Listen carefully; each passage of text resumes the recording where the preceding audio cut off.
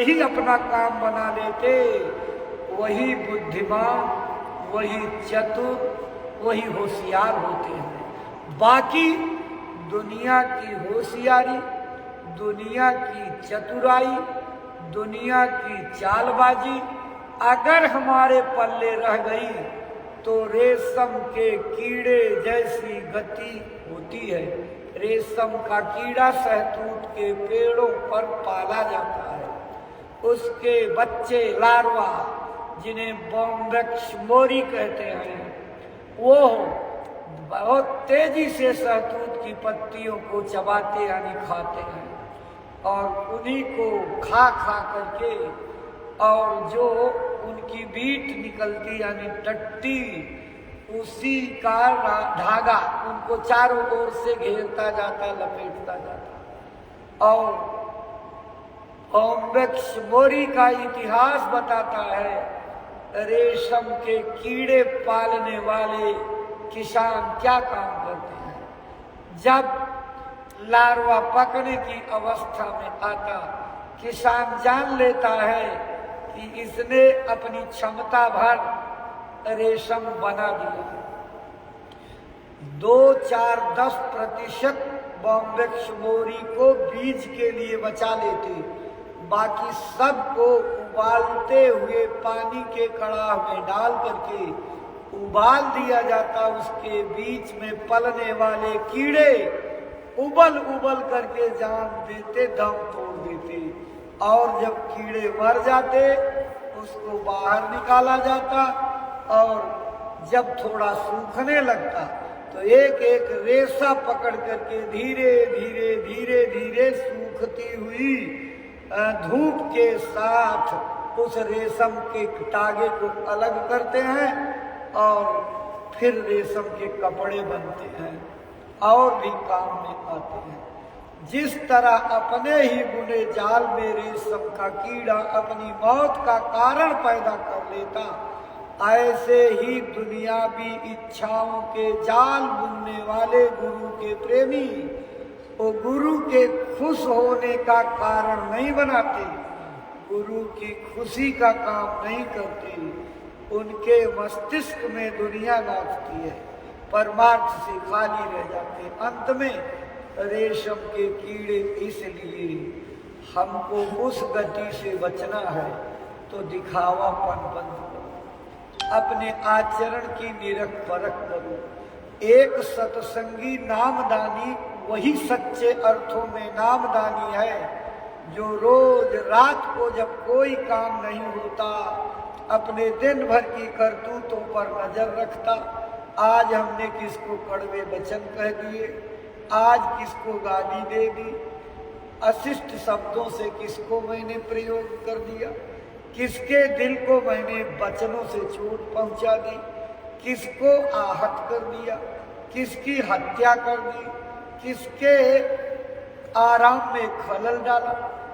अगर रात में आप इसको रोज सोचो तो निश्चित रूप से आपकी अपनी गलतियां सामने दिखाई पड़ेगी, और जब गलती सामने दिखाई पड़े, समझ में आ जाए, तो समझदार आदमी अपनी गलतियों को दोबारा दोहराता नहीं है, बल्कि उसमें कमी करता है। एक दिन में एक छोड़ो, एक दिन में एक कमी छोड़ दो, अगले दिन दूसरी छोड़ना, या एक महीने में एक छोड़ो, अगले महीने में दूसरी छोड़ना। अभ्यास इसका करो, धीरे धीरे करते करते। देखो, गुरु महाराज ने अपनी कर्म भूमि मथुरा में और जन्मभूमि खितौरा धाम जिला इटावा में, ये दोनों दुनिया के अजीबो गरीब रहस्यमयी महाविचित्र मंदिर बनवाया। इन मंदिरों की स्थापना क्यों की?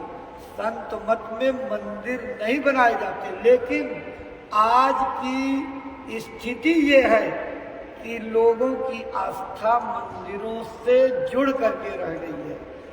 उस चीज को पकड़ा करके अध्यात्मवाद की सच्ची डगर पर जलाने के लिए ऐसे स्थानों को बनाना पड़ा, और ये वो स्थान है जो सर्वधर्म संभाव के प्रतीक है। यानी इसमें किसी धर्म, मजहब, संप्रदाय, जात की कोई झलक या बदबू नहीं मिलेगी, किसी प्रकार की बू नहीं आएगी। सबको एक स्थान पर बैठ करके मनुष्य मात्र समझ करके इबादत का, भजन का, पूजा का, प्रार्थना का स्थान बनाया है।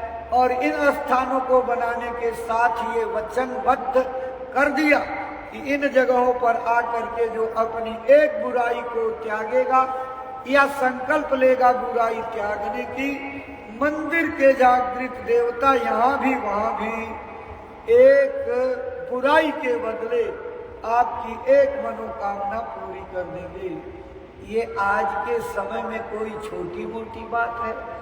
लोगों के पास कितनी परेशानियां, कोई भूत से परेशान है, कोई रोग से परेशान है, कोई दर्द से परेशान है, कोई मुकदमे से परेशान है, कोई बेटा बेटी से परेशान है, तो कोई बेटा बेटी है ही नहीं तो उसको पाने के लिए परेशान है, कोई भाई को लेकर के परेशान है, तो कोई बेटे से परेशान है। हर आदमी किसी न किसी तरह से उलझन में है, उधेड़ बुन में है। इनको अब कौन समझाए कि इस अशांति से निकलने का एक रास्ता भगवान का भजन है। महात्मा भगवान का भजन कराने के लिए ही आते हैं। वो आकर के आवाज लगाते हैं, चलो चलो दौड़ के आ जाओ, सांसें अनमोल बीतती जा रही हैं। दरवाजे पर बैठ करके मालिक को याद कर लो, उसकी उतरती हुई वाणी को सुन लो, उसके निर्मल चैतन्य स्वरूप का दर्शन अंदर की ओर चल करके करो। लेकिन हम अंदर जाना ही नहीं चाहते हैं, हमारी आदत बाहर की पड़ गई है। अगर कोई कह दे कि पेड़ में मिलेगा, पत्थर में मिलेगा, नदी नाले में मिलेगा, और किसी जगह पर मिलेगा, पूरी धाम में मिलेगा, मठ संप्रदाय में मिलेगा, इस पर आदमी जल्दी से विश्वास कर लेता। लेकिन जिन महात्माओं ने पुरियों की खाक छानी, मठों मंदिरों और तीर्थों की खाक छान करके उसका रिजल्ट यानी परिणाम बताया, आप उन परिणामों की ओर जाते नहीं। उन्होंने सब कुछ करके देख लिया, लेकिन जब भगवान के भजन का रास्ता मिला तो उन्होंने क्या कहा? देख्यऊ कारी सब जतन गोसाई, असुखी न भयऊ अभय की नाई।